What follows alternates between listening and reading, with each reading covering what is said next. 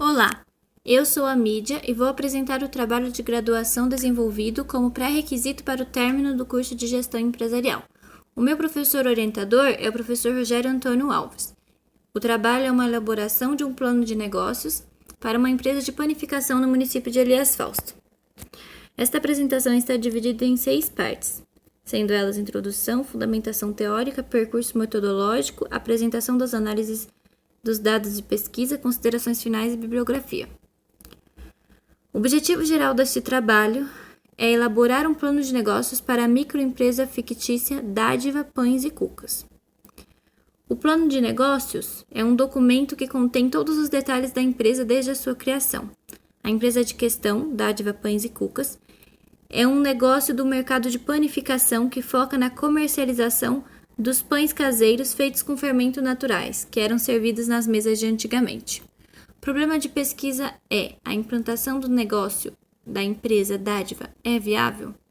Como objetivos específicos, nós temos a pergunta de se existe um mercado para panificação natural em Elias Fausto, e nós temos as missões de elaborar melhorias nas estratégias do marketing digital da empresa para que ela possa alcançar mais público nas redes sociais e assim, consequentemente, mais demanda, de demonstrar a importância da elaboração de um plano de negócio para empresas de qualquer nível e de analisar a viabilidade da implantação de um negócio de panificação voltado para a vertente de fermentação natural. Marques, 2012, página 449, aponta que a sociedade em geral está cada vez mais exigente, que as empresas cada vez mais precisam ter uma aparência ambiental boa para serem aceitas por acionistas, consumidores, fornecedores e autoridades públicas. No ramo das panificadoras, falta o aspecto natural e saudável que a revolução do mercado tem exigido. Portanto, a hipótese desse trabalho é trazer alguma luz a essa vertente.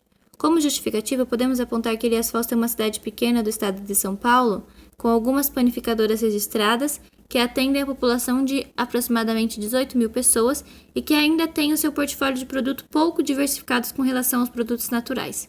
Falando um pouquinho do mercado de atuação da empresa de forma geral, nós temos um levantamento do Instituto Tecnológico de Panificação e Confeitaria, ITPC, em parceria com a Associação Brasileira de Indústria de Panificação e Confeitaria, ABIP, que diz que o setor de panificação e confeitaria brasileira registrou um crescimento nominal de 3,08% em 2016, não descontando a inflação, o que equivale a um faturamento de 87,24 bilhões de reais. Esse levantamento foi disponibilizado pelo Sebrae. O primeiro capítulo, então, se trata da fundamentação teórica, e é onde os conceitos usados no trabalho são explicados em sua teoria, para que a interpretação correta dos dados seja de fácil acesso para qualquer leitor. O primeiro capítulo de todo o plano de negócios é um sumário executivo. O sumário executivo é parecido com uma introdução e tem uma função de convencer o leitor a ler o texto. Em seguida, a empresa é apresentada com a sua história, missão, visão e valores. E conceitos como forma jurídica e enquadramento tributário são apresentados ao leitor. Os próximos 3 capítulos do plano de negócio devem ser usados para desenvolver os planejamentos. Nós temos planejamento operacional, financeiro e de marketing. Dentro do planejamento operacional, nós temos a formulação do layout, capacidade produtiva, processos operacionais e necessidade de pessoal. Dentro do planejamento financeiro, nós temos todo o planejamento relacionado com o dinheiro da empresa, as finanças. Dentro do planejamento de marketing, nós temos conceitos como ambientes da empresa, o ambiente onde ela está inserido, os externos e os ambientes internos dela. Nós temos os 4 P's do marketing: preço, ponto de venda, promoção e produto. E nós temos o desenvolvimento do marketing digital. Por fim, é feita a análise SWOT, já dentro das análises dos resultados. A análise do SWOT compreende as forças, fraquezas, ameaças e oportunidades do negócio e também a análise do diário de campo financeiro. Juntando todos os dados conseguidos no trabalho, nós temos o último capítulo, construção de cenários, que é a conclusão do nosso trabalho. O segundo capítulo é focado em explicar a metodologia que foi usada para conseguir os dados. As técnicas usadas nesse caso foram um desenvolvimento de um diário de campo financeiro, usando os dados dos meses em que as vendas foram testadas. O diário de campo financeiro consiste no registro das operações financeiras da empresa durante os dia 20 de 5 de 2020 até o dia 1 de 9 de 2020. No terceiro capítulo do trabalho, nós temos toda a formulação do plano de negócio da empresa, mais a exposição e análise dos dados obtidos através da metodologia. Começando então com o plano de negócio, nós temos o sumário executivo. Em maio de 2020, durante uma conversa inspiradora com seus tios, que também são donos do próprio negócio, a proprietária da Dádiva resolveu testar a sua ideia de negócio. Toda semana, ela fazia 3 pães caseiros para os cafés da manhã da família. Naquela semana, 3 unidades a mais de pães caseiros foram assados em uma quarta-feira à tarde, e algumas fotos postadas no status do WhatsApp. Naquele dia foram vendidos os 3 pães feitos e saiu mais uma encomenda para a próxima sexta-feira. Os lucros foram sendo reinvestidos e, em um mês, o capital da empresa foi capaz de comprar um forno industrial para aumentar a capacidade produtiva. Durante os próximos 3 meses de operação, saíram investimentos para as redes sociais, para a caracterização da empresa e para as matérias-primas.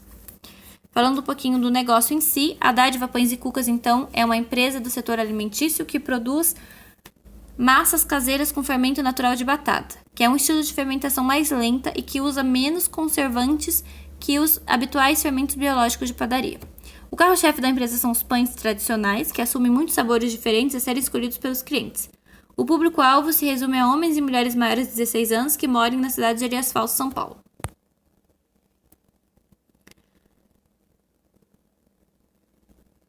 Para se adequar à estratégia de crescimento contínuo, a empresa começa cadastrada como um MEI, microempreendedor individual, no nome da proprietária. Porém, essa é uma outra questão que exige um planejamento financeiro extremamente acirrado, pois a mudança futura da forma jurídica a qual a empresa está fadada fará a porcentagem destinada a impostos dobrarem. O MEI paga apenas uma parcela fixa mensal de impostos, como mostra na tabela. O plano operacional, nós temos nele o layout, capacidade produtiva, processos operacionais e necessidade de pessoal. O layout se trata de um desenho da planta e disposição dos elementos físicos da empresa. No caso da Dádiva, se trata das dependências da moradia da proprietária, que são usadas no início das operações para que a empresa possa se estabelecer, com os elementos distribuídos conforme mostra a imagem. A capacidade produtiva depende muito da capacidade das máquinas e equipamentos que são utilizadas no processo, e no caso da Dádiva, as receitas dependem da capacidade do forno e do cilindro. Os processos operacionais são basicamente o passo a passo a ser seguido para que os pães estejam prontos, ou seja, a receita. Assim como a capacidade produtiva e o layout, a necessidade pessoal no início vai ser adequada à estratégia de crescimento da empresa. Então, no começo, os funcionários irão se resumir à proprietária e à sua família. Porém, com o processo de produção sendo bastante dependente do forno, do cilindro e, no futuro, da massadeira, a necessidade de pessoal nos processos é para ser bem pequena. O plano financeiro é um dos mais extensos do trabalho, mas o seu resumo pode ser encontrado na DRE, que é o demonstrativo de resultados e exercícios. O valor da primeira linha é o valor do preço do produto vezes a quantidade vendida. O valor da segunda linha é o valor que o MEI paga de impostos por todo mês. E a terceira linha é um menos o outro, é quanto a empresa ganha depois de pagar o seu imposto ao governo. Na última linha nós temos o lucro operacional, que é o valor que a empresa ganha menos os impostos, menos todos os custos e despesas variáveis e fixos que a empresa tem no mês. Então nós entramos no plano de marketing. O plano de marketing acaba sendo o segundo mais extenso do trabalho, pois ele desenvolve vários fatores. Em primeiro lugar, temos as definições do que seriam os agentes de ambiente internos da Dádiva. Os fornecedores, por exemplo, são os mercados atacados, porque no começo a empresa dependeria deles para conseguir suas matérias-primas. Intermediários, nós temos os motoboys e as plataformas de Facebook e Instagram, porque eles fazem a intermediação entre a empresa e o consumidor final. Os concorrentes, as padarias, as indústrias de pães de forma, as padarias de mercado também. E os clientes, a definição de cliente de antes, homens e mulheres maiores de 16 anos que moram na cidade de Elias Fausto. Depois nós temos o ambiente externo à empresa. São ambientes que a empresa não consegue controlar, que afetam a empresa externamente. Dentro desses ambientes nós temos os setores legal e político, onde a forma jurídica da empresa pode afetar ela, enquadramento tributário, como foi explicado antes, conforme a empresa sobe de forma jurídica, ela acaba entrando no novo enquadramento tributário e acaba pagando mais imposto. Vigilância sanitária também afeta a empresa, porque novas leis podem ser criadas que a empresa tem que se adequar. Tecnológico, no setor tecnológico nós temos tecnologias emergentes que podem ajudar, a empresa tem que ficar sempre de olho na pesquisa e inovação do mercado. No setor demográfico, temos a taxa de crescimento da população, conforme a população cresce, também cresce a demanda.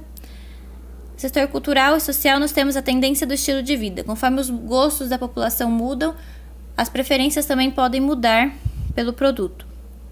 E a empresa tem que estar atenta a isso. E no setor econômico, nós temos a economia local e nacional, inflação, juros e crise. Conforme essas coisas mudam, o poder de compra da população aumenta e diminui, e a população fica podendo comprar mais ou menos o produto.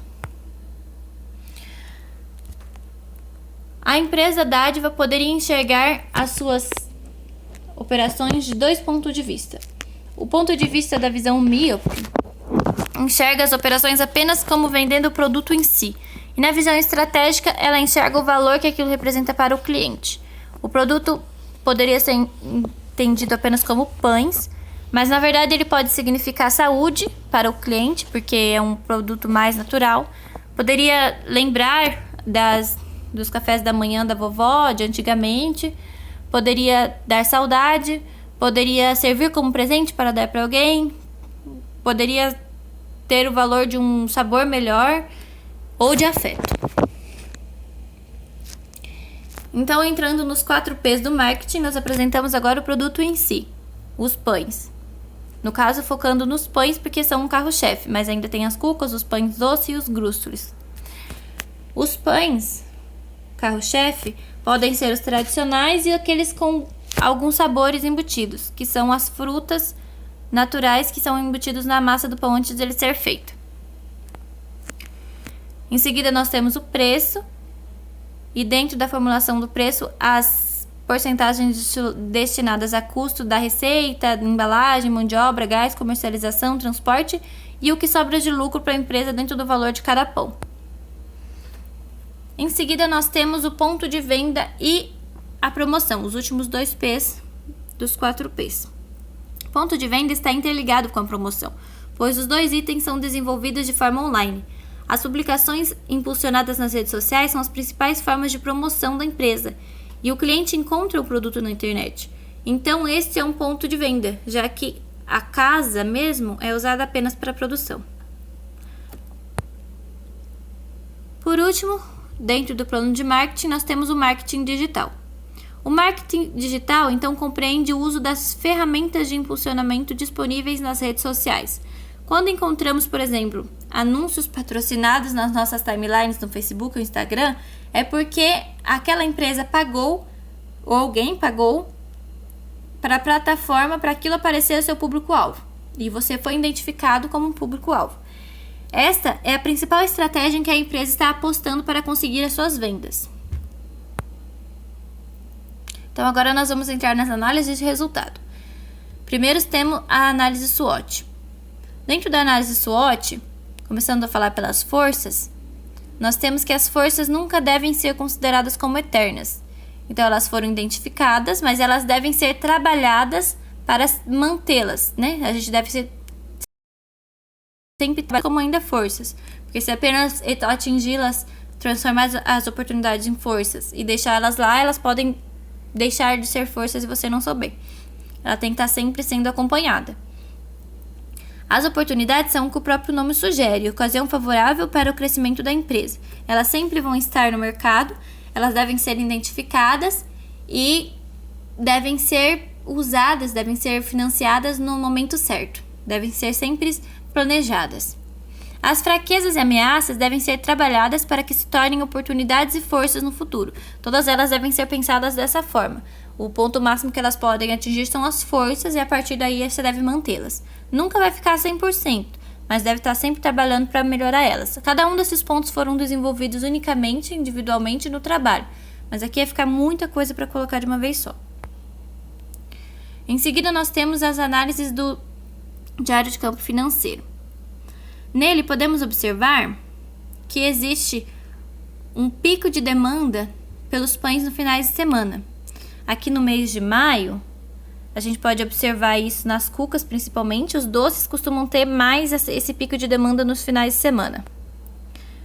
Em junho, nós podemos observar ainda mais isso. O interessante é observar de maio para junho é que maio foi começado a vender apenas no dia 20 do mês, foi vendido 10 dias, do dia 20 ao dia 30, o gráfico tem menos elevação, menos volta de cima para baixo. Mas aqui já no mês de junho a aderência do mercado já começou a aumentar. O gráfico de pães já tem bastante aderência, já aumenta e baixa bastante. Mas mesmo assim nós podemos observar que o pico está ali entre meio domingo e sábado, domingo, segunda, são maiores picos de venda. São os finais de semana. Então, aí nós temos em julho também os pães e as cucas. E aí é interessante observar que em julho aumenta mais dois gráficos. Os pães doces e os grústules. Porque foi começado a aumentar isso no portfólio. E os pães doces e os grústules também têm uma aderência grande aí nos finais de semana. Agostos, nós também temos uma aderência bem maior aqui dos pães normais. E é interessante observar que em agosto nós temos um outro gráfico, que é o gráfico de aderência por tamanho, porque começou a ser vendido pães grande, médio e pequeno.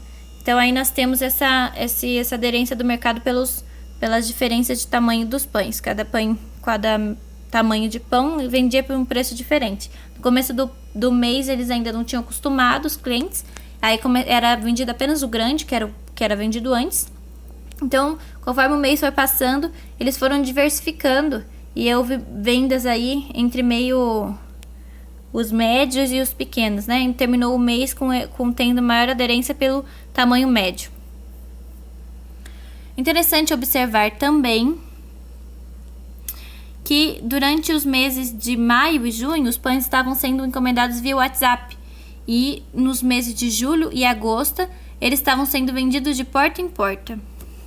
E mesmo assim, a aderência continuou sendo de finais de semana, a maior procura pelos pães. As considerações finais são como a construção de cenários, ou seja, o último capítulo do plano de negócio. Pode-se concluir, então, que a alternativa de negócio é viável e que o produto tem potencial aderência na planificação natural. Também é importante citar que a receita com o fermento natural não exige leite ou ovos, e que enquanto a empresa estava em operação, tiveram alguns clientes que compraram o produto por conta desses fatores em específico. Esse fato aponta que os mercados vegetarianos e veganos também podem ser atingidos. O trabalho também mostrou que existem várias alternativas de futuro, que podem variar conforme a reação do mercado e o comprometimento dos proprietários. Os concorrentes, por exemplo, podem ter reações à existência da empresa, ou o planejamento feito para os primeiros meses pode acabar não dando o lucro presumido. Então, podem acontecer várias coisas que alterem esse futuro. Mas, considerando que o planejamento está bem conservador, a empresa espera que seja mais ou menos, esteja dentro desse planejamento. Por fim, nós temos as referências usadas para fundamentar o trabalho na bibliografia.